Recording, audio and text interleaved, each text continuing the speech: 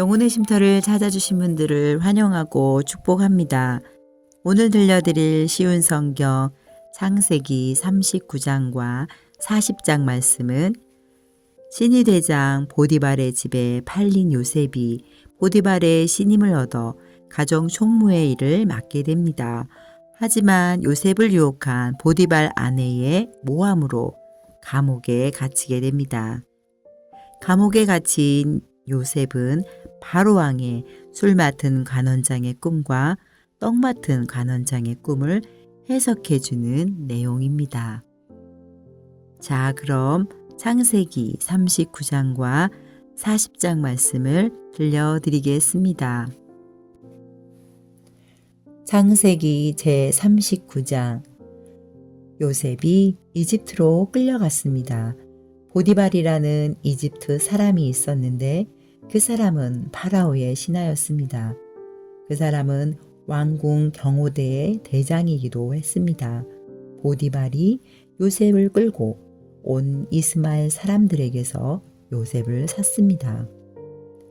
여호와께서 요셉과 함께 하심으로 요셉이 성공하게 되었습니다. 요셉은 자기 주인인 이집트 사람 보디발의 집에서 살았습니다. 보디발은 여호와께서 요셉과 함께 계시다는 것을 알았습니다. 보디발은 여호와께서 요셉이 하는 일마다 성공하게 해 주신다는 것을 알았습니다. 그래서 보디발은 요셉을 매우 좋아했습니다. 보디발은 요셉을 마음 놓고 믿을 수 있는 부하로 삼았습니다. 그는 요셉에게 집안일과 자기가 가진 모든 것을 맡겼습니다. 그래서 요셉은 집안일과 보디발이 가진 모든 것을 받게 되었습니다. 그러자 여호와께서는 요셉으로 인해 보디발의 집에 있는 모든 사람들에게 복을 주셨습니다. 그리고 여호와께서는 보디발이 가진 모든 것, 집에 있는 것이나 들에 있는 것, 모든 것에 복을 주셨습니다. 그리하여 보디발은 자기가 가진 모든 것을 요셉에게 맡겼습니다. 보디발은 자기가 먹는 음식 말고는 요셉이 하는 일에 참견하지 않았습니다. 요셉은 멋지고 잘생긴 사람이었습니다. 시간이 흐르자 주인의 아내가 요셉에게 점점 눈길을 주기 시작했습니다. 어느 날 주인의 아내가 요셉에게 말했습니다. 나와 같이 자자. 그러나 요셉은 거절했습니다. 요셉이 주인의 아내에게 말했습니다. 제 주인께서는 이 집의 모든 일을 저에게 맡기셨습니다. 주인의 집에는 저보다 높은 사람이 없습니다. 주인께서는 마님만 빼놓고 모든 것을 저에게 맡기셨습니다. 마님께서는 주인의 아내이기 때문입니다. 그런데 제가 어떻게 그런 나쁜 일을 할 수가 있겠습니까? 그것은 하나님께 죄를 짓는 일입니다. 주인의 아내는 요셉에게 매일 말을 건넸지만 요셉은 주인의 아내와 같이 자는 것은 말할 것도 없고 함께 있으려 하지도 않았습니다.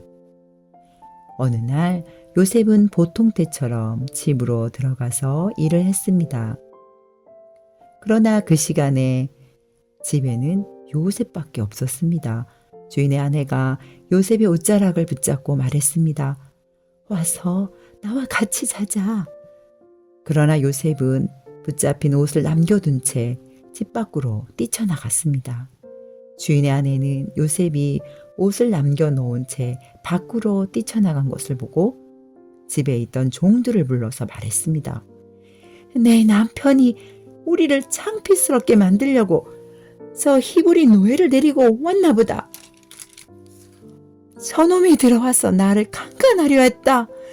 내가 소리를 지르니까 저놈이 놀라서 도망쳤다. 저놈이 도망치다가 떨어뜨린 옷이 여기에 있다. 주인의 아내는 남편이 돌아올 때까지 요셉의 옷을 가지고 있었습니다. 그리고 남편에게 똑같은 이야기를 했습니다. 당신이 데리고 온 저 히브리 노예가 나를 강권하려 했어요. 그놈이 가까이 오길래 내가 소리를 질렀더니 이 옷을 버려놓고 도망쳤어요. 요셉의 주인은 자기 아내가 요셉에 대해 하는 말을 듣고 매우 화가 났습니다. 그래서 보디발은 요셉을 붙잡아 감옥에 넣었습니다. 그 감옥은 왕의 제수들을 넣는 곳이었습니다.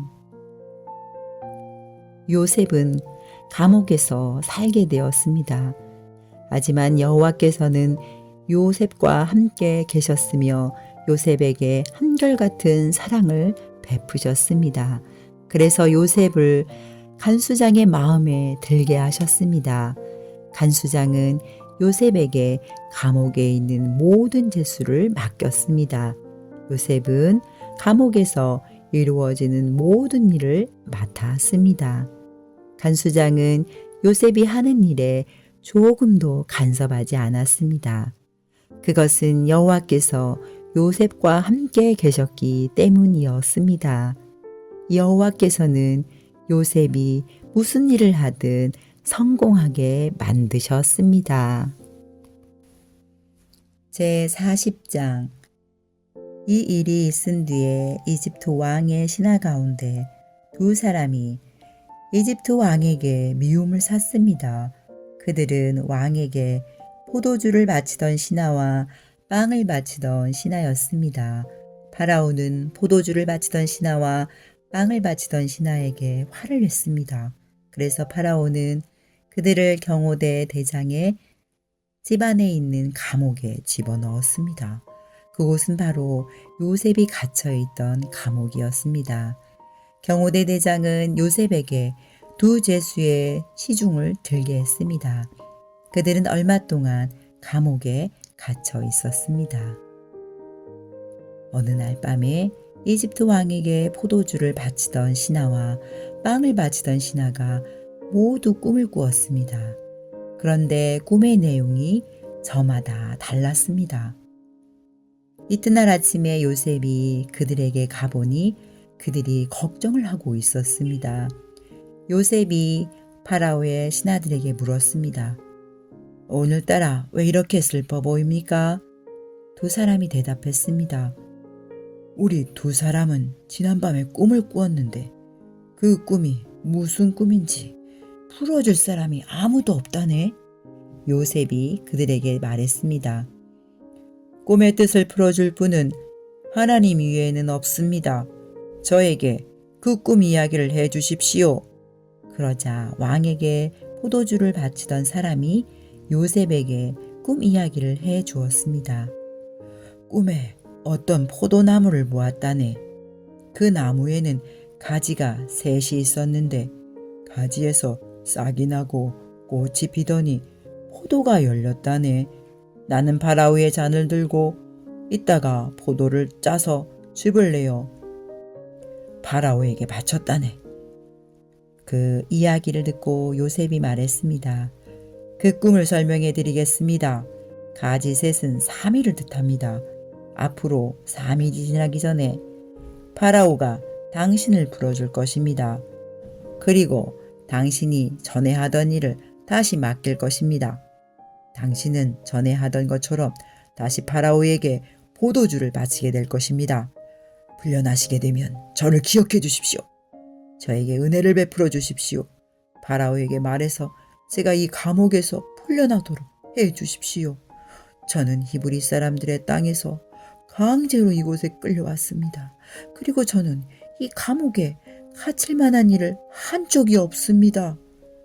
빵을 바치던 사람은 요셉의 꿈 해몽이 좋은 것을 보고 요셉에게 말했습니다. 나도 꿈을 꾸었다네. 내 머리 위에 빵이 담긴 바구니 3개가 있는 꿈을 꾸었다네. 가장 위에 있는 바구니에는 파라오에게 바칠 온갖 빵들이 있었다네. 그런데 새들이 내 머리 위에 있는 바구니 속의 음식을 먹었다네. 요셉이 대답했습니다. 그 꿈을 설명해 드리겠습니다. 새 바구니는 3일을 뜻합니다. 앞으로 3일이 지나기 전에 파라오가 당신의 머리를 베어버릴 것입니다. 파라오는 당신의 시체를 장대 위에 매달 것입니다. 그래서 새들이 당신의 시체를 주워 먹을 것입니다. 그로부터 3일 뒤는 파라오의 생일이었습니다. 그래서 파라오는 모든 신하들을 위해 잔치를 베풀었습니다.